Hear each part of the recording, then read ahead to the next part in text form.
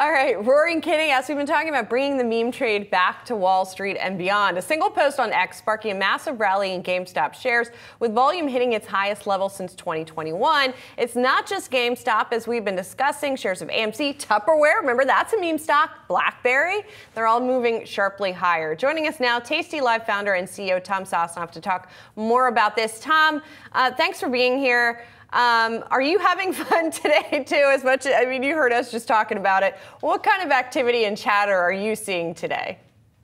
It's kind of, yeah, of course I'm having fun, but it's all the chatter we're hearing today. I mean, there really isn't much else. So it's been a slow week. I mean, last week was pretty slow. So this week, everybody came in all perked up and yeah, it's kind of dominating the story time.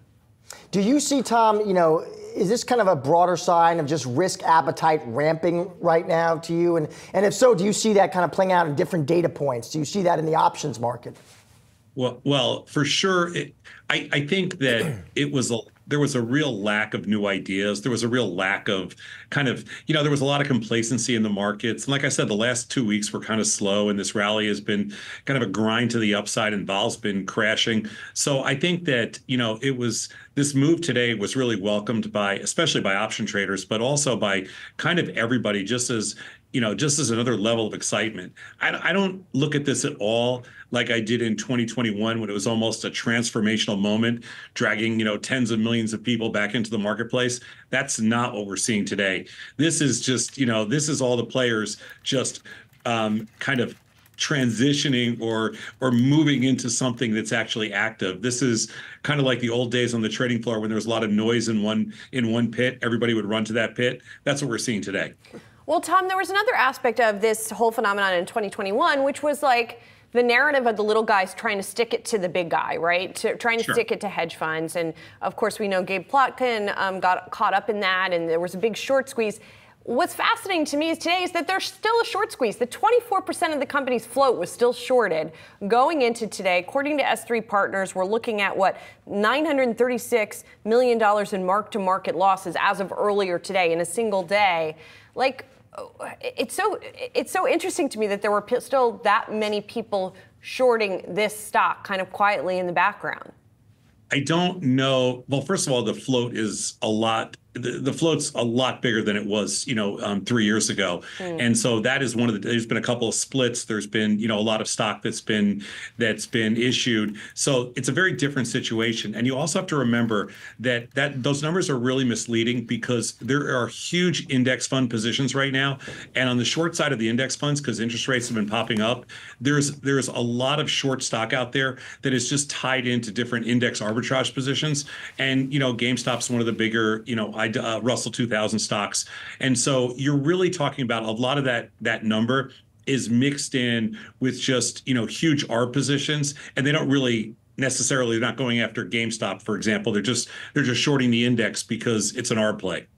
And Tom, who's in GameStop right now? Is that retail, institution, both? Well, I would have to think that there's some institutional and some prop speculators, but I also think today you're seeing, so what happens when you have a move like what you're seeing today is that a lot of the high frequency firms, after they learn their lesson in 2021, they try to get ahead of it. So a lot of the volume is high frequency firms and market making firms that know that there's going to be customers coming in on the buy side. So they're just trying to get in front of it so that they have some inventory to lay out. So I think that's part of it. And that's part of the excitement. That's part of the huge volume.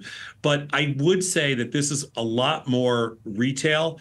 And when we say retail now, it's kind of a mix, but retail is very customer. And I would say that today there's been a lot of customer interest, especially like just in our own office. I'm seeing it, people are talking, and a lot of, people that just work here, they're buying some GameStop, they're buying some AMC, they're just toying around with them. It's mostly just kind of, it feels like play money, but I feel like we're seeing more of that than we've seen in a long time.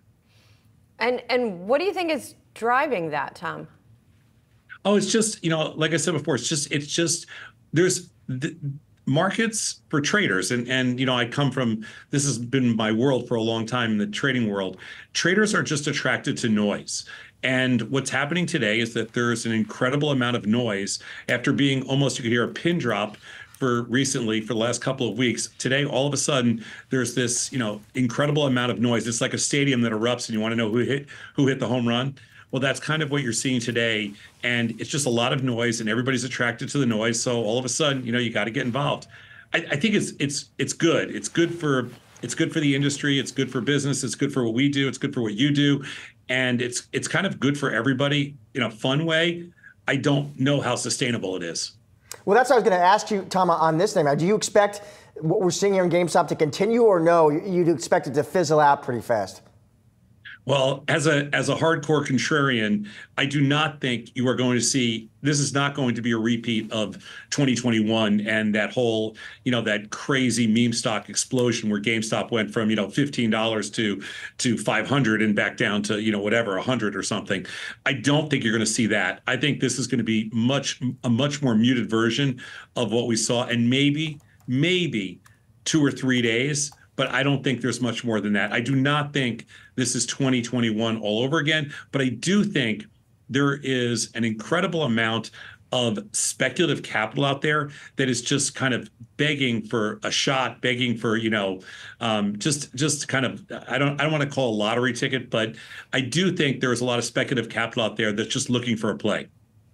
And Tom, finally, just quickly, do you think that regulators are going to be looking at Keith Gill again, with that tweet kind of setting off this huge explosion? I really don't. I don't. I mean, I know it kind of, no, I just don't think so. I think that, fool me once, I get it, but I don't think that's the same thing now. I don't think this is, at the current levels we're at right now, Julie, I don't think there's any chance there's any regulatory issues at all. I think this is pretty clean fun at this point. I just don't see it beyond that. I don't think it gets to anywhere close to where it was in 2021 when there was, industry-wide issues and Robinhood had those problems, clearing issues and things like that. I do not see that happening at all this time around.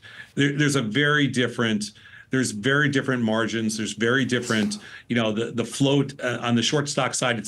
All the stocks are hard to borrow. It's not that easy. All right, I like to hear that. Pretty clean fun. Thanks so much, Tom. Great to catch up with you on this.